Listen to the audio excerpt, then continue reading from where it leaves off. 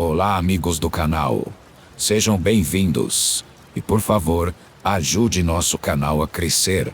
Curte, compartilhe e inscreva-se. Então, tenho muitas histórias para contar, pois na minha família temos uma certa sensibilidade especial para ver entidades de outro plano, espíritos, fantasmas, como quiserem chamar. Para mim, essa sensibilidade é uma maldição, e vou relatar a experiência que me fez vê-la dessa maneira.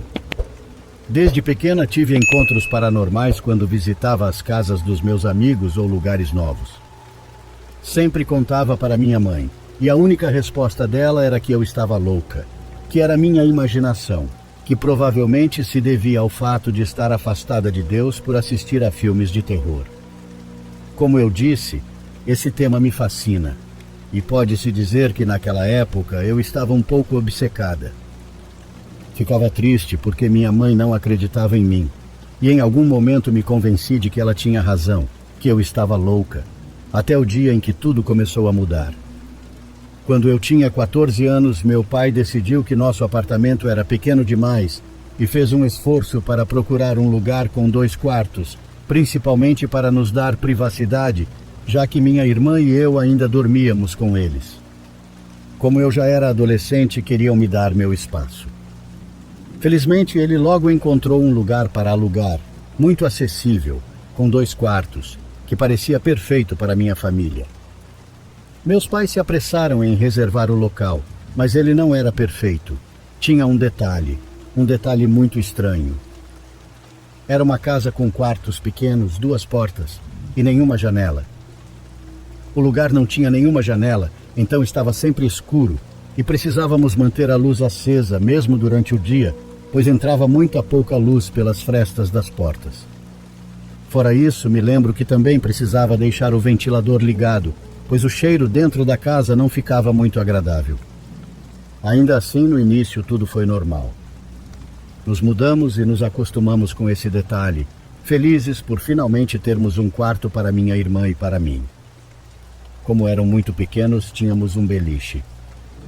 Não sabia se era pela falta de luz ou pelo frio, mas comecei a ter pesadelos, e isso ainda era relativamente normal.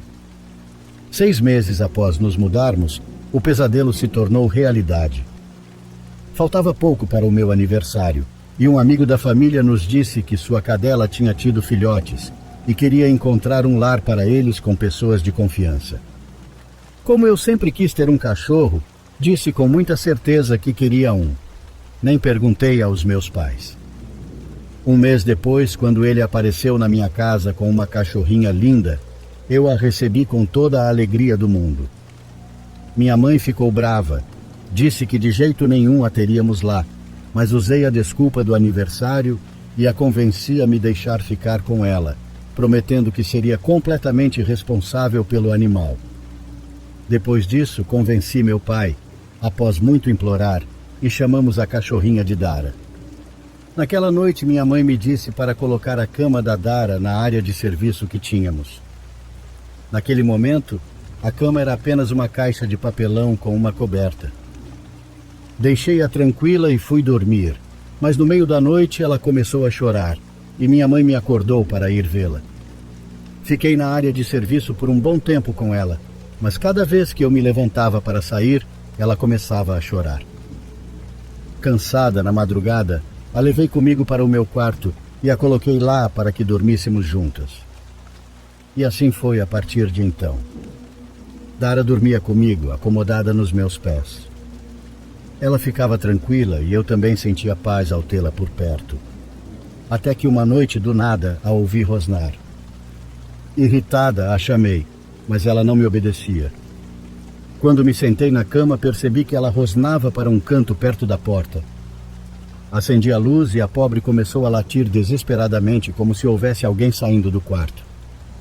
Ela seguia algo com o olhar e se posicionava entre a porta e eu, como se estivesse me protegendo.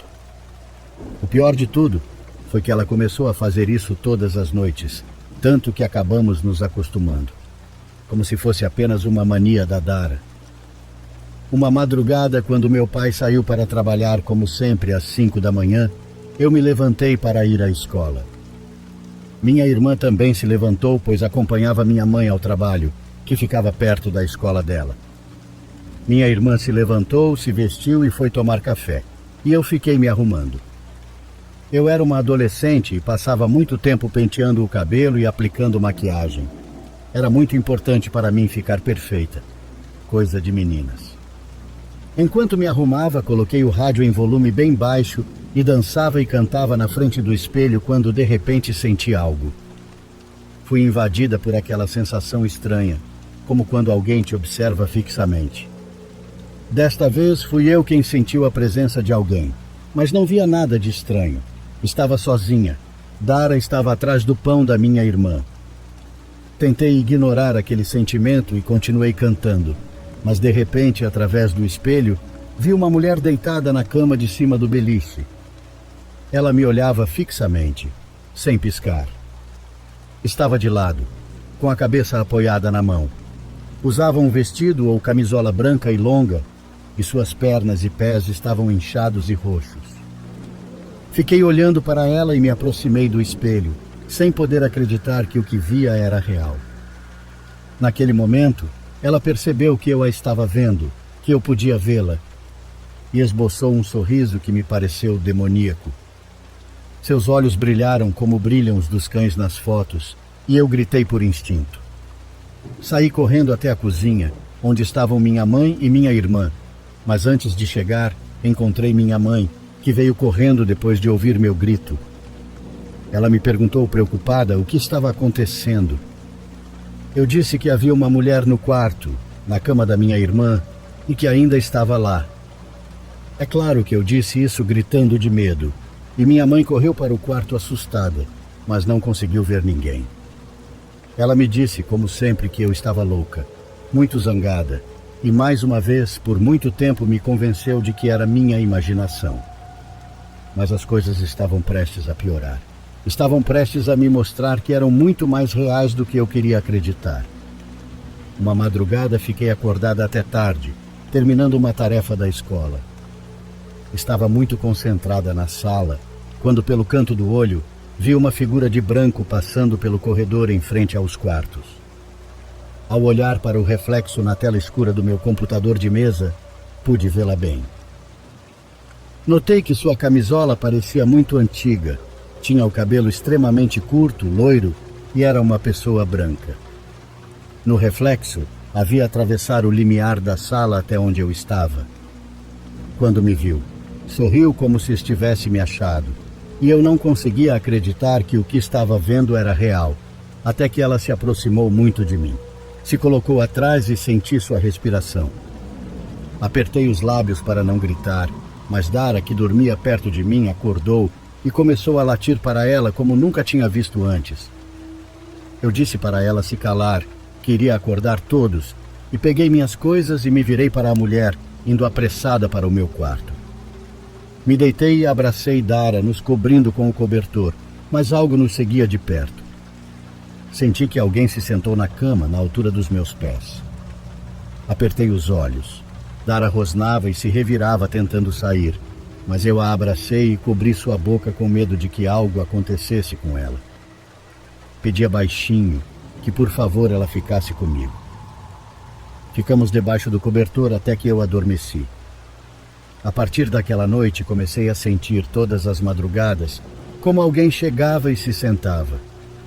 Sempre ficava por um longo tempo ali, e eu não ousava me mover, com medo do que poderia acontecer se descobrisse que eu estava acordada. Permanecia sempre imóvel, sempre rezando, abraçando minha cadela, que parecia dormir melhor quando a cobria comigo. Lembro muito bem daquela tarde em que adormeci ao chegar da escola, cada vez mais cansada pelo pouco que dormia durante as noites. Em um momento em que acordei, naquele ponto em que você não está nem dormindo nem acordado, ouvi claramente uma voz, extremamente clara. Ela me dizia para não ter medo, que estavam cuidando de mim, que cobrisse os espelhos e não tivesse medo. Senti uma mão gelada acariciar minha bochecha. Senti claramente os dedos. Senti como o polegar se movia de um lado para o outro. Quando me soltou, abri os olhos de repente, pois a sensação de frio me fez despertar. Ao reagir, a primeira coisa que vi foi a televisão ligada. Estava passando as notícias. Era 27 de outubro. Eles mencionaram a data, e isso me fez lembrar que era o aniversário de um tio que havia falecido 2 anos antes. Eu tinha adotado o hábito de acender uma vela para ele a cada 27 de outubro, então fui à cozinha para procurá-la e acendê-la. Quando a encontrei, acendi e voltei para o meu quarto, tentando lembrar em que momento havia ligado a televisão. Mas ao entrar no quarto, lembrei daquelas palavras e de uma frase em particular. Ela girava na minha cabeça. Cubra os espelhos. Meu espelho estava apontado diretamente para nossas camas. Foi ali que a vi pela primeira vez. Desde aquele momento, comecei a cobrir o espelho todas as noites antes de dormir. A partir de então, Dara e eu pudemos descansar tranquilamente. Digamos que comecei a desfrutar de um período de normalidade, mas nem todos em casa tiveram a mesma sorte. Uma manhã, meu pai nos contou sobre um sonho extremamente estranho que ele teve. Ele disse que no sonho, estávamos todos assistindo televisão juntos, quando começamos a ouvir batidas fortes que vinham da porta do porão. Quando foi ver quem era, viu através do vidro da porta uma mulher de branco tentando abri-la, tentando entrar. Quando viu que ela finalmente estava girando a maçaneta, ele a segurou com ambas as mãos e perguntou quem ela era, o que ela queria e por que queria entrar em nossa casa. A mulher riu, respondeu que a casa era dela e começou a empurrar a porta com tanta força que quase o venceu, por mais que ele estivesse usando todo o seu peso e força para impedir que ela entrasse. Quando estava prestes a entrar, meu pai acordou. Perguntei como era o cabelo daquela mulher, se ele tinha conseguido ver. Curto, ele disse. Loiro e a camisola dela era muito branca, parecia até que sua mãe tinha lavado. Por alguma razão, minha mãe o interrompeu, exigindo que ele parasse de alimentar minhas superstições. Ela dizia que isso nos acontecia por estarmos afastados de Deus, que deveríamos começar a rezar de vez em quando e acompanhá-la à missa aos domingos ou minhas tias da congregação. Ela estava realmente irritada, mas os pesadelos do meu pai se tornaram recorrentes, até que, sem dizer nada a eles, entrei no quarto deles uma noite e cobri o espelho antes que fossem dormir. Naquela noite ele não teve aquele terrível sonho, e desde então também cobre o espelho religiosamente todas as noites antes de dormir. Depois disso, começamos a viver ali de maneira um pouco mais tranquila. Mas, novamente, houve um período de relativa calma, até que um dia, quando minha mãe e eu estávamos no mercado, ela encontrou uma vizinha, que parecia conhecê-la há muito tempo, e começaram a conversar. Eu estava morrendo de tédio ao lado delas, até que uma parte da conversa chamou minha atenção e me gelou até os cabelos. A mulher disse, surpresa, à minha mãe que tinha ouvido que estávamos morando onde aquela mulher vivia. Minha mãe respondeu que eram bobagens que as pessoas diziam, aquelas que não tinham nada mais importante para fazer, que, na verdade, nada acontecia lá. A senhora respondeu algo como: bem, não sei. Eu também não acreditava nessas histórias, mas o que posso te dizer é que aquela mulher era má. Uma verdadeira caninana. Todos nós tínhamos medo dela porque ela era louca. Como era essa mulher fisicamente? Eu me meti no meio e perguntei. Você já a viu, não é? Será que vocês nunca se perguntaram por que aquele lugar não tem janelas? Todos os vizinhos a viam em suas vigílias. Víamos todas as coisas horríveis que ela fazia quando estava viva. Não tenho dedos para contar quantas vezes falamos isso ao seu marido e ele negava tudo. Tanto que acabou fechando todas as janelas para que ninguém a visse. O que víamos ela fazer eu não me atrevo a te contar, mas vou te dizer como ela era. Muito branca, alta, tinha cabelo curtinho, como de homem, e só pintava de loiro. Se você viu a mulher que alugou a casa para seus pais, vai achá-la familiar, porque quem lhes alugou é sua filha. Aquela mulher era tão má que até seus filhos a temiam, de uma forma tão terrível que acabaram deixando-a sozinha. E assim ela passou seus últimos dias, sozinha naquela casa onde vocês agora vivem. Dizem que durante seus últimos dias se ouvia ela andando de um lado para o outro da casa, e depois que ela morreu, ainda continuaram ouvindo. Minha pele se arrepiou. Era ela. Era a mulher que eu tinha visto, e não só porque a descrição coincidia, mas porque eu sabia. De alguma forma eu sabia. Tinha certeza de que era ela, a dona da casa. Meses depois, meu pai resolveu entregar a casa e nos mudamos para uma casa normal, dessa vez com janelas. Até minha mãe, que não via nada, ficava incomodada com a umidade e o frio daquele lugar. Bem, isso foi o que pensamos até então, que ela não via nada, que ela não tinha essa sensibilidade. Anos depois, um dia em que ela veio me visitar, eu estava ouvindo algumas histórias de outro canal, e ao ouvir, minha mãe me contou que ela também viveu algo estranho naquele lugar. Ela contou que um dia estava sozinha em casa com a Dara, fazendo a limpeza como sempre, quando de repente Dara começou a latir para o espelho que dava para a porta, furiosa, como quando alguém de fora tenta entrar. Ela não parava de latir e rosnar para o espelho. Minha mãe tentava acalmá-la, mas ela não dava ouvidos, e do nada, como começou a latir, parou de repente. De repente, algum tempo depois, bateram na porta. Minha mãe foi abrir. Era uma vizinha que veio dizer que uma conhecida de ambas havia falecido. Minha mãe pensou então que era para ela quem Dara estava latindo, que talvez ela tivesse ido se despedir. Não sabemos o que foi, não sabemos o quanto é real o que vivemos, mas até hoje, todas as noites antes de dormir, tenho o hábito de cobrir os espelhos. Meu pai também.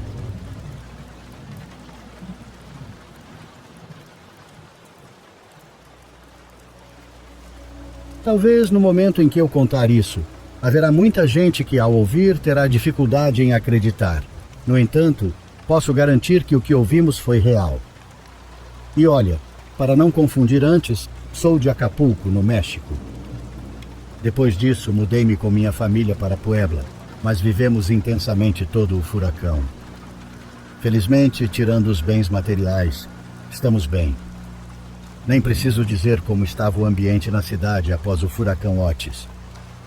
Eu morava com minha família muito perto da zona costeira e, graças a Deus, nossa casa não sofreu grandes danos. Sim, custou muito para consertá-la, mas ainda podíamos morar lá. Por isso, tentávamos seguir com nossa vida cotidiana o mais normalmente possível. E tudo isso incluía sair, comprar algumas coisas, ir à loja, ajudar as pessoas que precisavam, porque a cidade estava de cabeça para baixo. Em uma dessas saídas, meu pai e eu fomos à loja quando estava começando a escurecer. Chegamos à loja de um senhor que ficava a cerca de 5 quarteirões. Quando chegamos, a loja estava fechada, mas quase intacta. O senhor estava sentado do lado de fora, chorando. Nos aproximamos dele porque logo pensamos que ele poderia ter recebido uma notícia ruim. Talvez algum parente desaparecido ou falecido. Mas quando nos aproximamos, já que meu pai e ele se davam muito bem, vimos que o homem estava muito nervoso, além de estar chorando, como eu disse. Ainda me arrepio quando lembro do que ele nos disse, pois aquele homem sempre foi muito sério. Ele é um pouco mais velho que meu pai, mas nem tanto. Deve ter uns 60 e poucos anos.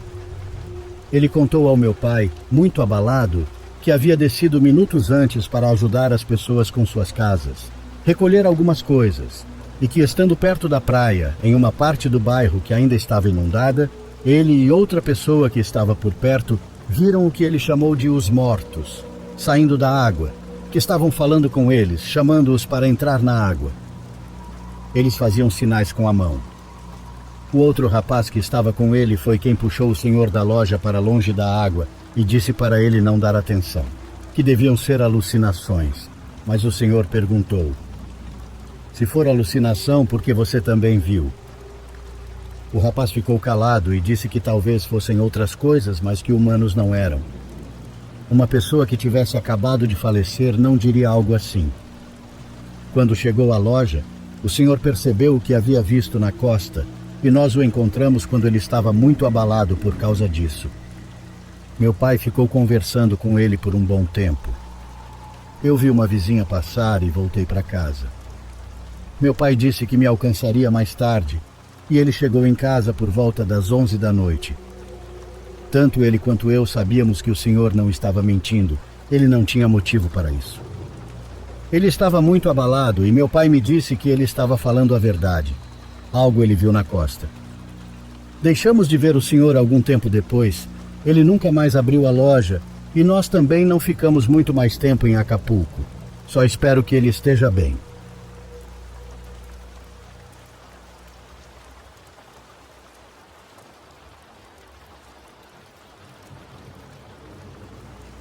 Eu estava acampando em Utah para uma pequena escapada de fim de semana. Realmente não era nada de especial. Eu tinha subido até um pequeno lago e só ia ficar lá por uma noite. Quando cheguei, estava mais cheio do que eu esperava. Quero dizer, havia 2 grupos perto da praia, então não estava lotado de pessoas nem nada, mas definitivamente não estava tranquilo também. Por volta das 5, no entanto, ambos os grupos começaram a arrumar suas coisas, e dentro de 1 hora eles deixaram a área. Com apenas 1 hora de luz do sol sobrando e a praia só para mim, eu rapidamente troquei de roupa, coloquei meu maiô e pulei no lago. Fiquei lá por uns 10 minutos, não por muito tempo, quando olhei de volta para o acampamento. A floresta estava calma e o sol se pondo por trás das árvores, mas além da praia, um pouco dentro da floresta, uma pessoa estava me observando. Estava longe demais para eu ver muitos detalhes, mas era definitivamente um homem, e ele estava definitivamente olhando para mim. Assim que percebi que ele estava me observando, ele virou a cabeça e caminhou mais para dentro das árvores. Foi assustador demais para não me deixar um pouco nervosa. Mas pensei que talvez era apenas um cara de um dos grupos que talvez tivesse esquecido algo. O jeito como ele estava simplesmente parado lá, olhando diretamente para mim, ainda era muito perturbador. Eu voltei para a praia e fui para minha barraca. Me enxuguei e fiquei alerta, escaneando a floresta em busca daquele homem. Preparei uma pequena refeição e continuei olhando ao redor, procurando por ele. 1 hora inteira se passou e não houve mais avistamentos, então imaginei que estava tudo bem. Fiquei acordada até tarde, pelo menos umas 2 horas depois do pôr do sol, principalmente olhando para as estrelas e descansando. Pode parecer chato só ficar sentada lá, mas na verdade é muito agradável. Depois de um tempo, entrei na minha barraca e deitei no meu colchão de dormir. A caminhada até lá deve ter me cansado porque adormeci rapidamente. Assim que acordei, me senti estranha. Não sabia por quê. Era o meio da noite e estava completamente escuro dentro da barraca. Tudo o que eu podia ouvir eram os insetos cantando lá fora e uma brisa calma soprando contra as paredes de tecido. Fiquei deitada ali por um tempo, talvez uns 30 segundos com os olhos abertos, mas sem conseguir ver nada. Então meus olhos começaram a se ajustar um pouco. Eu conseguia ver contornos fracos das coisas dentro da minha barraca, e enquanto movia os olhos ao redor, eles caíram sobre o zíper. A aba da barraca estava aberta, e entre a abertura havia uma forma. Eu devo ter olhado para aquilo por uns 5 segundos, enquanto meu coração disparava, antes que minha visão se tornasse clara o suficiente para eu distinguir um par de olhos olhando para os meus. A adrenalina correu por todo o meu corpo, e meus instintos assumiram o controle. Eu peguei minha lata de spray de urso que estava ao meu lado e disparei direto na abertura. Ele gritou muito, e eu ouvi seus passos se afastando da barraca enquanto eu começava a lacrimejar e a tossir. Eu procurei na minha mochila pelo meu canivete, então pulei para fora, completamente preparada para lutar pela minha vida, mas o homem tinha sumido. Eu nem sabia para qual direção ele tinha ido, mas não perdi tempo. Me apressei para juntar minhas coisas e usei meu GPS portátil para me guiar de volta ao carro sem precisar seguir a trilha. Chamei a polícia para vir me buscar, porque naquela altura meus olhos estavam queimando por causa do spray de urso. Eles não encontraram nada, mas não sei o quanto eles procuraram. Quem quer que fosse, e o que ele queria, eu honestamente não sei. Mas com a imagem daquele cara olhando para dentro da minha barraca gravada na minha mente, eu não vou acampar de novo por um bom tempo.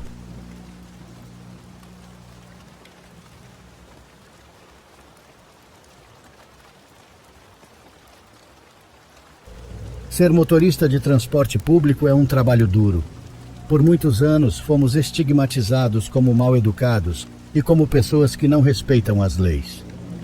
As pessoas julgam sem saber o quão difícil é passar o dia inteiro sentado, rodando pela mesma rota, suportando pessoas que acreditam que devemos agradecê-las por subir no ônibus.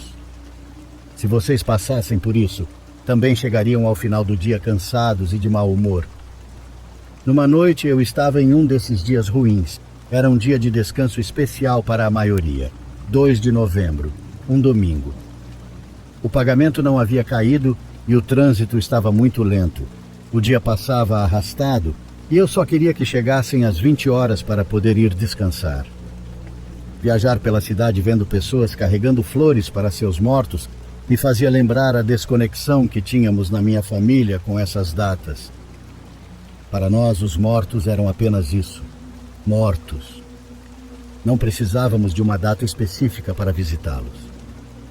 Sempre que podia, dava uma volta no túmulo da minha mãe, mais para limpar e garantir que não tinham roubado o monumento. Não me entendam mal, eu amo minha mãe, apesar dela já estar morta, mas não gosto da ideia de só visitá-la uma vez por ano. No meu coração, quero acreditar que ela nunca se foi. Falo dela antes de dormir e dedico minha vida e a dos meus filhos a ela. Sigo seus ensinamentos e tento viver da maneira que ela gostaria. Naquela tarde eu estava na última volta. Tinha umas 10 pessoas no ônibus. Se todos descessem na praça comercial, eu terminaria por ali, pensava enquanto dirigia. Geralmente essa era a última parada à noite, onde eu pegava os últimos trabalhadores das lojas e os levava até o terminal. Mas considerando que era feriado, provavelmente ninguém mais subiria. No entanto, acho que meu último passageiro estava me esperando. Cheguei à praça e, como supus, todos desceram, me deixando sozinho no ônibus, exatamente o que eu queria. Estava prestes a apagar as luzes de dentro, quando um jovem entrou correndo pela porta traseira. "Quase não chego a tempo", ele disse. O jovem foi para o fundo do ônibus e se sentou. Depois que partimos, ele quis conversar, então se aproximou de mim. Eu já tinha tido um dia ruim. Um policial de trânsito tinha me multado por causa de um carro particular e, além disso, não tinha recebido meu pagamento dessa companhia de ônibus quase falida. A última coisa que eu queria era conversar com um garoto curioso e cheio de perguntas. "Você foi visitar seus falecidos?" ele perguntou. "Não, eu vou sempre que posso. Não preciso de um dia para lembrar deles, como todo mundo faz. E você? Já foi ao cemitério?" "Eu vim de lá", ele respondeu. "Estive lá até fecharem." "Você trabalha lá ou o quê?" perguntei. "Não. Estava esperando alguém, mas essa pessoa nunca apareceu. Na verdade, estou indo para a casa dela para ver se está tudo bem. Combinamos de nos encontrar, mas não sei o que aconteceu." Ele respondeu. Por dentro, achei engraçada a forma como o garoto falava das coisas. Ele parecia tão preocupado com a vida, mas não entendia que marcar um encontro em um cemitério não era exatamente a coisa mais romântica. "É sua namorada?" perguntei. "Não." "Então quem é?" "É difícil de explicar", ele respondeu. "É difícil de explicar", ele respondeu. Enquanto eu dirigia, o jovem continuava me contando partes de sua vida. Ele parecia animado, mas não dizia por quê. Por um momento pensei que ele tinha sido deixado de lado, que havia levado um toco de uma menina. Meu avô costumava dizer: "Nunca surpreenda uma mulher, porque o surpreendido vai ser você." E algo me dizia que era isso que estava acontecendo com o garoto. De repente passamos por uma igreja e, por hábito, eu fiz o sinal da cruz. "Você acredita em Deus?" ele perguntou com um sorriso no rosto. "Sim, muito", respondi. "Isso é bom. Sempre temos que acreditar em algo bom. Eu ainda não o conheço, mas quero achar que ele está por aqui." "Talvez ainda não tenha chegado a sua hora. Tudo vem no tempo certo, respondi. Pode ser, ele disse pensativo. O jovem disse que desceria perto de um bar muito conhecido na cidade, o Bar do Chiquinho, pois a pessoa que ele iria ver morava logo atrás desse lugar e ele não queria demorar. Estávamos longe ainda, mas por algum motivo ele já tinha me avisado. Com quem você mora, garoto? Perguntei para passar o tempo. De alguma forma já estava começando a gostar da conversa com ele. Com ninguém, moro completamente sozinho. Ah, só você e sua namorada, né? Brinquei, rindo. Não, vivo completamente sozinho. Um quartinho cheio de umidade e cheiro de terra molhada. Mas é o que deu para pagar. Eu te entendo. Também estou morando sozinho agora. Me separei da minha mulher e estou num cômodo só. Esse é o problema com as mulheres. Elas sempre mudam de ideia e nós sempre ficamos como uns idiotas. Ele disse, quase zangado. A noite estava cada vez mais fria. Era como se a temperatura estivesse caindo rapidamente. Pedi licença ao garoto para descer e comprar cigarros, pois estava com muito frio. Ele disse que não tinha problema. Quando desci do ônibus, senti uma onda de calor. Do lado de fora estava muito abafado, como se o frio incomum só existisse dentro do veículo. Mesmo assim, comprei meus cigarros e voltei. Mais uma vez, senti minha pele congelar. Quando voltei, percebi que estava sozinho. O garoto havia descido e eu nem tinha notado. Pensei que fosse melhor assim, pois poderia pegar um atalho e chegar logo à garagem para entregar o ônibus. A única razão para eu continuar dirigindo era ele. À medida que avançava, o frio diminuía. Meu corpo voltou a esquentar e comecei a suar. Foi muito estranho. Entreguei o ônibus e fui para casa. No caminho, lembrei que o jovem não havia me pagado. Com tanta conversa e mau humor, eu havia esquecido de cobrar, e para ajudar, o sem-vergonha passou pela catraca. Estava na minha casa, prestes a jantar, quando alguém bateu na porta. Saí para ver quem era e, para minha surpresa, era o mesmo jovem de mais cedo, mas agora ele estava todo machucado, com o rosto diferente, os olhos fundos e mais magro do que algumas horas antes. Amigo, vim te pagar. Obrigado por tudo, ele disse enquanto me entregava o que eu pensava serem algumas moedas. Como você descobriu onde eu morava? Você me disse, ele respondeu. Eu? Tá doido, eu não te falei nada. Mas tudo bem, obrigado, só vai embora, disse de maneira mais ameaçadora. Calma, já vou. Terminei o que tinha que fazer, ele disse. Vi o jovem desaparecer na rua e aquilo obviamente me deu muito medo. Ele parecia ter evaporado. Tentei esquecer tudo indo dormir cedo, mas por mais que tentasse, não conseguia. Fiquei revirando na cama, pensando apenas no rosto daquele jovem e em como ele desapareceu diante dos meus olhos enquanto caminhava. Passei a noite inteira sem conseguir dormir. No dia seguinte, estava tão cansado que não fui trabalhar. Pedi para trocarem meu dia de folga e, tentando esclarecer as coisas, fui até o lugar onde o jovem disse que a pessoa que ele buscava morava. De fato, atrás do bar havia uma casa. Parecia uma casa de família, com vasos cheios de flores na entrada e uma placa com o sobrenome da família. Toquei a campainha, muito nervoso, sem saber o que estava fazendo ali. Só estava seguindo as palavras de alguém que no final nem sabia o que era. Uma mulher da idade da minha mãe atendeu a porta. Imediatamente me apresentei e disse que só tinha uma pergunta. Alguém veio à sua casa ontem por volta das 8 da noite? A mulher ficou surpresa e disse que não, que talvez eu tivesse me confundido. Pedi para ela não fechar a porta, pois precisava tirar aquela dúvida. Expliquei que achava que tinha conversado com alguém que procurava por ela. Um jovem, e falei as características. Ela ficou pálida e quase desmaiou. Pedi desculpas e perguntei o que estava acontecendo. Ela, já com lágrimas nos olhos, perguntou: "O que você disse?" Eu repeti: "Meu filho morreu faz 3 anos. É o aniversário dele hoje. Ele adorava esse bar e disse que, se um dia morresse, seria o primeiro lugar onde tentaria voltar." "Quem te pagou? Como era o dinheiro?" Olhei para minhas mãos e vi que, no lugar de moedas, eu tinha 3 pequenas pedras. Foi assim que eu encontrei um passageiro que jamais esquecerei. Essa é uma história que quase ninguém acredita e após alguns anos penso que estava louco. Mas não, juro, tenho certeza que foi real.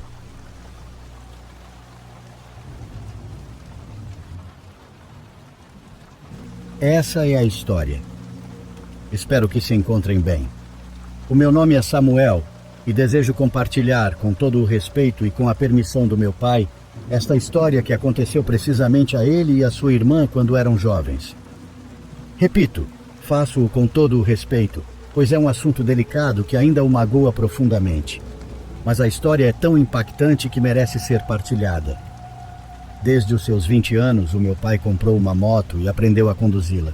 Sempre foi o seu sonho ter uma, já que o seu tio tinha uma e o ensinou a pilotar desde os seus 17 anos.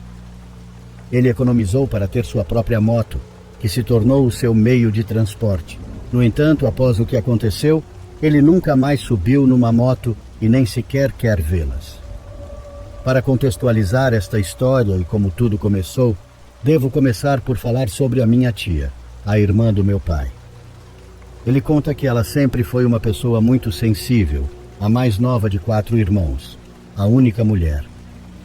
Desde pequena, ela tinha um amigo imaginário com quem falava constantemente, às vezes assustando os outros, pois parecia que estava realmente a conversar com alguém quando não havia ninguém presente. Ele também me contou que ela tinha a capacidade de detectar pessoas más no momento em que as conhecia e que raramente se enganava. Simplesmente tinha um sexto sentido muito apurado e conseguia sentir ou ver coisas que a maioria das pessoas não consegue. Quando ela tinha 18 anos e o meu pai 28, ele já não vivia com os meus avós nem com nenhum dos seus irmãos, apenas a minha tia. A minha avó ligou-lhe um dia, preocupada com a minha tia, pois todos os dias, quando ela regressava da faculdade, dizia que algo a estava a seguir, como se a estivessem a perseguir. Ela dizia que vinha atrás dela e ficava muito histérica, chorando e gritando. Às vezes, de madrugada, ela começava a gritar que não a levariam. Os meus avós não conseguiam entender. Ela deixou de ir à faculdade, dizendo que quando saía à noite voltava para casa porque aquela mulher sem rosto a perseguia. Ela contou que às vezes estava a muitos metros dela, mas quando ela olhava novamente, a mulher já estava a poucos passos de distância. Os meus avós chamaram o meu pai, pois eles não acreditavam no que ela dizia. Pensavam que ela tinha algum problema mental e pediram ao meu pai que a levasse a um bom psicólogo ou psiquiatra. O meu pai, o irmão mais velho e o que estava a ter mais sucesso financeiro, concordou em ajudar o que os meus avós estavam a pedir. No entanto, ele conta que no fundo acreditava na sua irmã, porque desde criança ela era muito sensível a todas essas coisas. Ele sabia que ela podia ver ou sentir coisas que os outros não conseguiam. Mas ele queria agradar aos meus avós. Por isso, o meu pai pediu uns dias de folga no trabalho e foi buscá-la na sua moto. Eles viviam em Goiânia, por isso não estavam muito longe da capital. Ele chegou à casa dela e a convenceu de que o melhor para ela era ser tratada, permitindo-lhe ajudá-la. Como se davam muito bem, o meu pai conseguiu convencê-la, algo que ele ainda se arrepende. Eles saíram de tarde e já estava a anoitecer na estrada. O meu pai diz que a sua irmã estava calma no início, mas quando o sol começou a desaparecer, ela começou a perder o controle. Começou a dizer coisas como: "Sei que não passarei desta noite. Sinto aquela mulher muito perto e ela está a vir atrás de nós. Por favor, acelera ou ela vai nos alcançar." O meu pai diz que olhou para o espelho lateral e conseguiu ver uma silhueta escura, com um rosto excessivamente pálido e com olhos profundos e negros, correndo a poucos metros atrás deles. O meu pai quase perdeu o controle e a sua irmã não parava de chorar. Ela não dizia mais nada, apenas chorava sem parar e abraçava o irmão, encostando a cabeça às costas dele. O meu pai olhou novamente para o espelho e disse que já não viu nada. No entanto, quando olhou para a frente, viu um pneu no chão a poucos metros e não conseguiu evitá-lo. Ambos foram arremessados da moto. O meu pai ficou com a perna partida em dois e a minha tia perdeu a vida instantaneamente. Ele diz que esses foram os piores momentos da sua vida. Ele queria ir até onde a minha tia tinha caído para ver se ela estava bem, mas não conseguia mexer-se devido à sua perna e à dor que sentia naquele momento. Um carro que passava por ali conseguiu vê-los e parou para ajudar, chamando os serviços de emergência. No entanto, já era demasiado tarde. A minha tia tinha falecido. Até hoje, o meu pai continua a culpar-se erradamente, mas diz que sabe perfeitamente o que a minha tia viu. Ela não estava louca ou a alucinar, e ele fez questão de dizer a todos que a sua irmã estava a dizer a verdade. Ela sabia que a morte viria em breve por ela, e por isso começou a agir daquela forma. Nunca a conheci, mas espero que esteja num lugar melhor, descansando. E devo dizer que acredito em tudo o que ela viu antes de falecer e também acredito no meu pai, naquela coisa que ele viu na escuridão daquela estrada a persegui-los. Não consigo imaginar o terror que sentiu, mas no final das contas foi superado pelo que aconteceu a seguir. Desde que o meu pai me contou esta história, sempre levo a sério os sinais de intuição. Graças a isso, já evitei várias vezes situações que poderiam ter colocado a minha vida em perigo. Nós, seres humanos, muitas vezes subestimamos o potencial da nossa mente e das nossas capacidades intuitivas.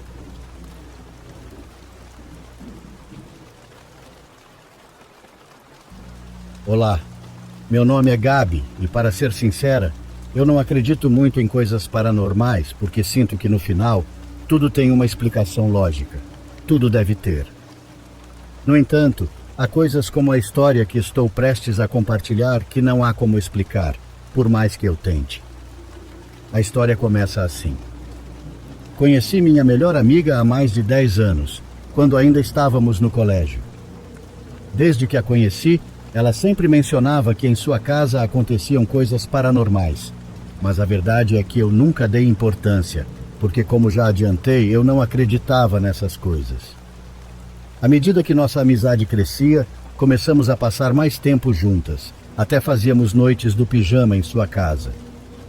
Quando isso acontecia, a irmã dela dormia com a mãe e nós ficávamos no quarto dela, onde ela costumava dormir com a irmã. Esse quarto era conectado por uma janela ao quarto da mãe, e este, por sua vez, era conectado por uma porta ao quarto do irmãozinho, que na época tinha 3 anos. Em uma dessas noites em que estávamos estudando em silêncio no quarto, de repente ouvimos como se o irmão dela estivesse adormecendo, mas também como se algo o estivesse incomodando. Paramos o que estávamos fazendo e fomos verificar, mas ao chegar percebemos que tudo estava normal. Tudo parecia estar bem. Os gemidos não eram mais ouvidos em lugar nenhum. No dia seguinte, contamos à mãe dela o que havíamos escutado, e ela nos disse que também já tinha ouvido isso em 2 ocasiões. Ela o ouvia como se ele estivesse se queixando, como se algo estivesse doendo, e assim que ela ia ver, percebia que tudo estava bem e que já não se ouvia mais nada. O tempo passou, fizemos outra noite do pijama para estudar para as provas finais, e dessa vez novamente ouvimos os gemidos daquele menino. De verdade, eram dolorosos. Então, sem hesitar, nos levantamos para ir ver. Mais uma vez, ao chegar no quarto do menino, tudo estava calmo, mas dessa vez algo foi diferente. Quando voltamos para o quarto dela e passamos pela cozinha, algo refletido no micro-ondas chamou minha atenção, já que ele tinha uma porta de espelho. Quando passamos por lá, vi nossas figuras refletidas, mas atrás de nós havia uma sombra alta e preta. Fiquei surpresa, sem entender, mas quis pensar que era apenas nossa sombra ou algo assim. A noite passou e eu fiquei com muita sede, então fui à cozinha beber um pouco de água. No entanto, dessa vez tive a sensação de que alguém estava me observando. Uma sensação tão clara que comecei a ficar assustada. Bebi água, dei alguns passos para apagar a luz e fiquei de frente para o micro-ondas. No reflexo, pude ver atrás um menino olhando diretamente para mim. Fiquei travada no lugar. Eu não sabia o que fazer ou como reagir. Quando finalmente consegui fazer algo, Gritei o nome da minha melhor amiga para pedir ajuda. Ela veio correndo até mim e me ajudou a voltar ao quarto. Ao entrar, eu estava tremendo e tentei contar o que acabara de ver. Sua mãe acordou com o barulho do grito e foi ver se estávamos bem. Contei a ela o que tinha acontecido e naquela noite todos dormimos no mesmo quarto. Passaram-se cerca de 2 semanas e minha amiga me contou que o ambiente em sua casa estava cada vez mais estranho, que as luzes toda hora queimavam, que as coisas desapareciam ou mudavam de lugar e que estavam pensando em chamar um padre para abençoar a casa. Depois de um tempo, as coisas se acalmaram um pouco e eventualmente eu criei coragem para voltar a dormir na casa dela. Nessa outra ocasião, a mãe dela pediu que dormíssemos no quarto dela, principalmente para que dormíssemos tranquilas. Naquela noite estávamos brincando com o irmãozinho dela, que acabou adormecendo conosco no colchão no chão, enquanto a mãe dela e a irmã estavam na cama. Por volta da 1 da manhã, minha amiga começou a ouvir gemidos, gemidos que sem dúvida vinham do quarto do irmão dela, aquele irmão que estava dormindo no meio de nós. Ela me acordou, acordamos a mãe dela e ela também conseguiu ouvir. Começamos a rezar e quando terminamos, os gemidos já haviam parado fazia um tempo, então tentamos dormir novamente.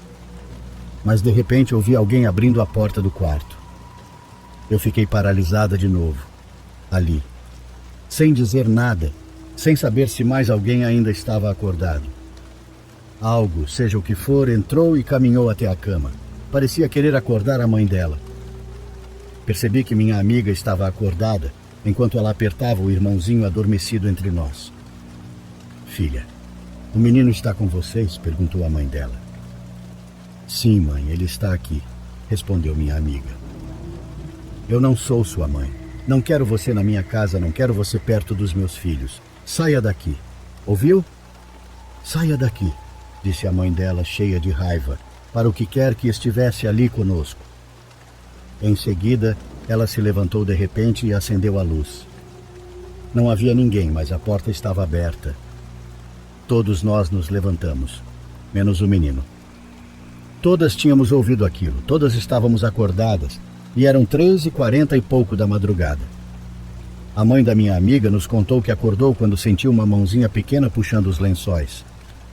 A princípio ela pensou que era seu filho porque ainda estava meio adormecida, então tentou pegar a mão dele.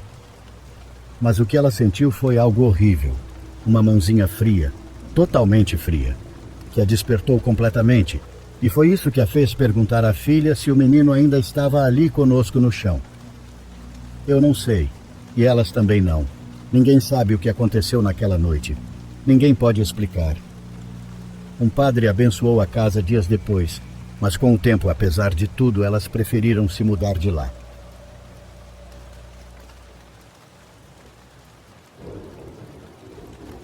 Isso aconteceu há 1 ano. Meu amigo Hugo, nome fictício, é um motociclista habilidoso e tem viajado por muitos lugares do país na sua moto. Ele prefere motos 1000 vezes mais do que carros. Um dia ele me ligou convidando-me para um show de uma das nossas bandas de rock favoritas, que estava marcado para uma cidade a 3 horas da nossa. Ele disse que não precisávamos nos preocupar com hospedagem, já que poderíamos ir e voltar na mesma noite na sua moto. Só gastaríamos com os ingressos para o show e com o que consumíssemos lá. Claro que aceitei, pois estava empolgado com a ideia de ir a esse show. O dia chegou e partimos. A viagem de ida correu bem. Viajamos durante o dia e chegamos a tempo para conseguir um bom lugar bem na frente. O problema surgiu na volta. Saímos do show por volta das 3 da manhã e Hugo estava completamente sóbrio, claro. Eu também estava sóbrio, pois não era sensato beber em excesso e depois voltar para casa numa moto. Estávamos na estrada quando, de repente, vimos alguém caminhando em nossa direção. Essa pessoa estava caminhando na beira da estrada e eu fiz um comentário irônico para o Hugo, dizendo que parecia um fantasma. Rimos, mas ele decidiu diminuir a velocidade e parar ao lado do homem idoso que caminhava descalço, vestindo um roupão de hospital. Eu disse em tom de brincadeira, para irmos embora, que aquilo não era um jogo. No entanto, ele parou ao lado do homem e lhe perguntou se precisava de ajuda. O homem continuou caminhando sem sequer olhar para nós. Parecia que ele não podia nos ver, ou pelo menos era essa a impressão que tínhamos, já que ele nem sequer voltou o olhar na nossa direção. O homem continuou caminhando até que o perdemos de vista. Hugo queria ir procurá-lo, mas eu o impedi, dizendo para ele se acalmar. Não sabíamos quem era aquele homem e já era muito tarde, o que poderia ser perigoso.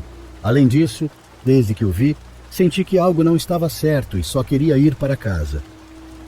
Hugo finalmente concordou e continuamos na estrada. No entanto, cerca de meio quilômetro à frente, nos deparamos com algo que quase nos fez perder o controle. Havia uma ambulância virada ao lado da estrada. Vimos 2 pessoas no chão e o motorista ainda estava dentro da ambulância, preso pelo cinto de segurança.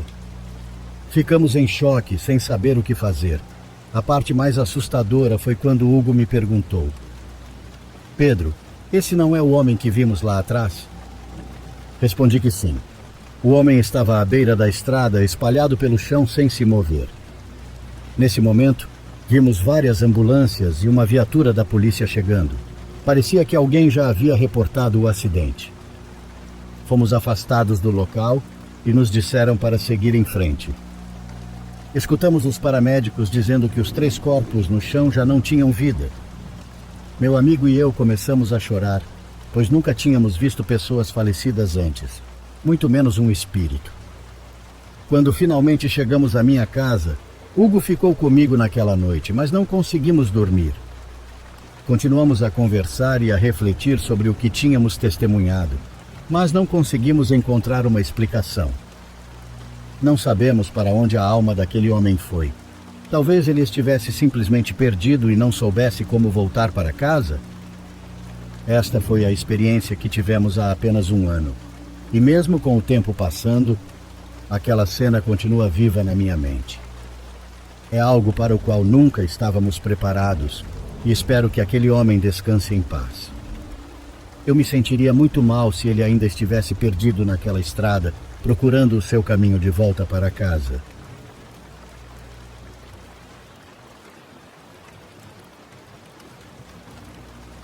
Tenho 30 anos agora, e é realmente uma loucura quando você não pensa em algo há quase 20 anos.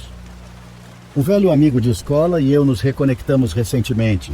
Ele trouxe essa história à tona e foi como se as comportas se abrissem e ficássemos lá conversando sobre os eventos que haviam acontecido.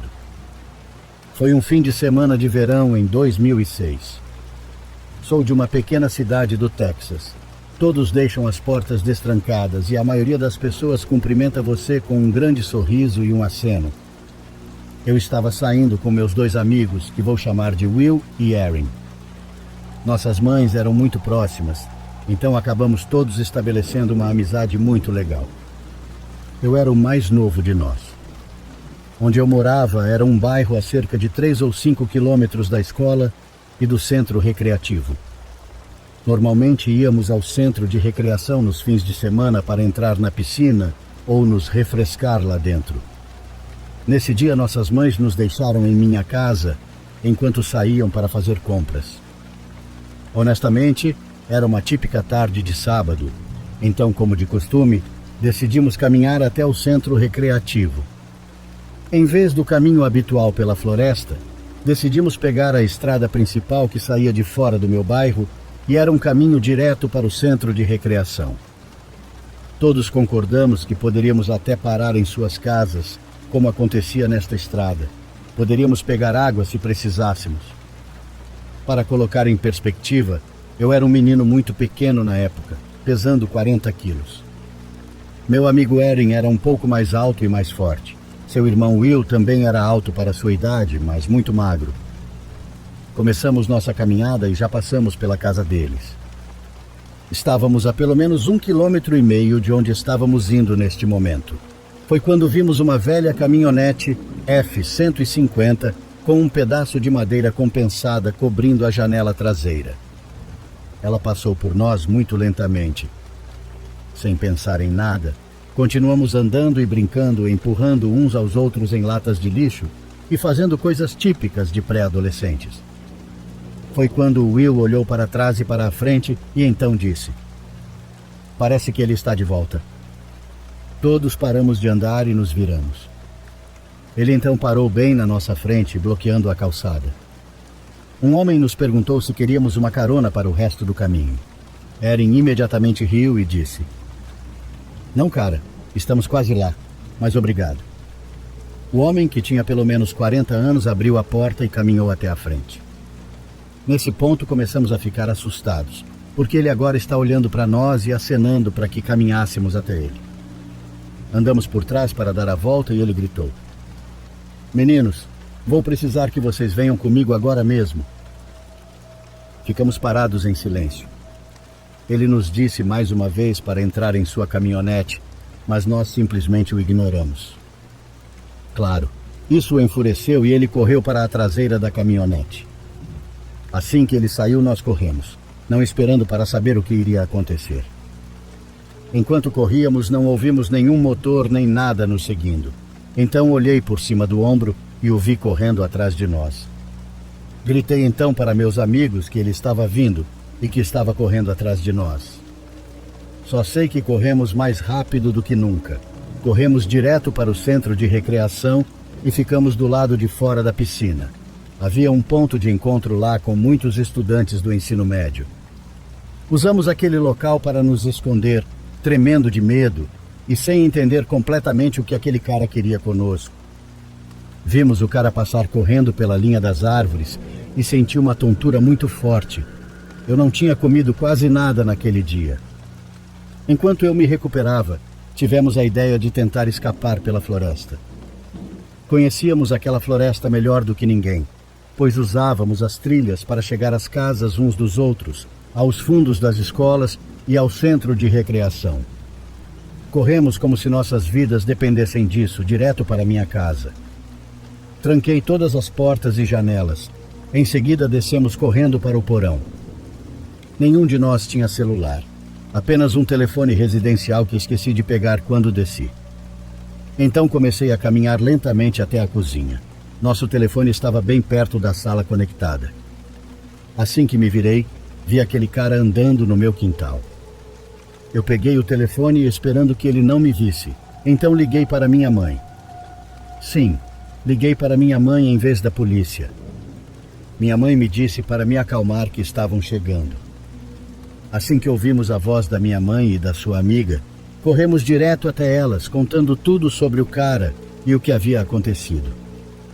Elas acreditaram somente por cima, achando que tínhamos mexido com o homem. Alguns meses se passaram e nunca mais vimos aquele cara, isto é, até a escola voltar a funcionar. Eu fazia patrulha de segurança e lembro que um amigo meu entrou correndo na escola dizendo que alguém tirou uma foto dele urinando no banheiro do lado de fora. Nosso vice-diretor foi direto para a área em que ele supostamente estava. A cor do meu rosto sumiu quando nosso vice-diretor então nos disse para irmos todos para o refeitório. Fizemos o que nos foi pedido. Então todos nós voltamos para o prédio. Houve um grande anúncio pelo interfone. Dizia para todos os alunos ficarem dentro de suas respectivas salas até que tudo estivesse liberado. Alguns professores ficaram conosco e todos ouvimos sirenes vindo em direção à escola. Acontece que, acredite ou não, era o mesmo cara que nos perseguiu durante o verão e aparentemente estava dirigindo pela escola tirando fotos das crianças. A polícia e nosso diretor conseguiram impedi-lo de sair e ele foi preso. Sinceramente, não sei o que aconteceu depois disso. Nem eu, nem meus amigos sabemos o que aconteceu com o cara. Mas meu amigo me contou que quando o cara foi pego, ouviu dizer que o homem tinha 2 pás, uma serra, lonas e também tinha um facão na caminhonete. Além disso, ele tinha centenas de fotos de crianças, incluindo a foto do menino urinando no banheiro de fora da nossa escola. Olhando para trás, eu realmente não posso acreditar o quão perto estávamos de nos tornarmos crianças desaparecidas. Eu realmente espero que ele tenha acabado na prisão e que nunca mais seja capaz de machucar outra pessoa.